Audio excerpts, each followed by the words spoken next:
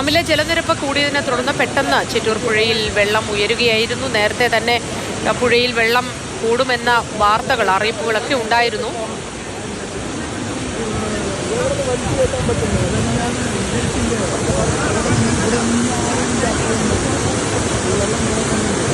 രതീഷ് ബാബു, ഇപ്പോൾ അവശേഷിക്കുന്ന ഒരാളെ കൂടി രക്ഷപ്പെടുത്തുന്ന കാര്യത്തിൽ എന്തെങ്കിലും അനിശ്ചിതത്വമുണ്ടോ?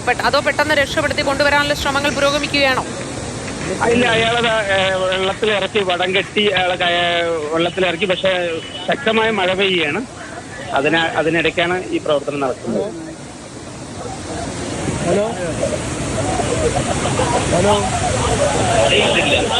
ഏറെ നേരമായി ശക്തമായ മഴ തുടരുകയാണോ ആ പ്രദേശത്ത്? ഇപ്പൊ വീണ്ടും മഴ തുടങ്ങി. കുറച്ച് മഴ ഉണ്ടായിരുന്നില്ല, ഇപ്പൊ മഴ ശക്തമായി തന്നെ പെയ്യുന്നുണ്ട്. ആളെ വെള്ളത്തിൽ ഇറക്കി കൊണ്ടുവന്നുകൊണ്ടിരിക്കുന്നു.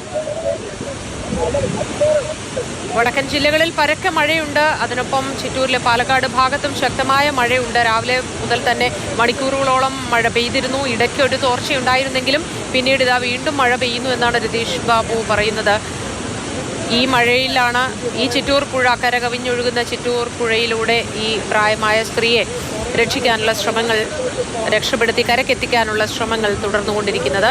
ആശങ്കാജനകമായ സാഹചര്യമേ അവിടെ ഇല്ല എന്നാണ് മാധ്യമപ്രവർത്തകർ രതീഷ് ബാബുവും നമ്മുടെ പ്രതിനിധി ഗോകുലും പറയുന്നത്.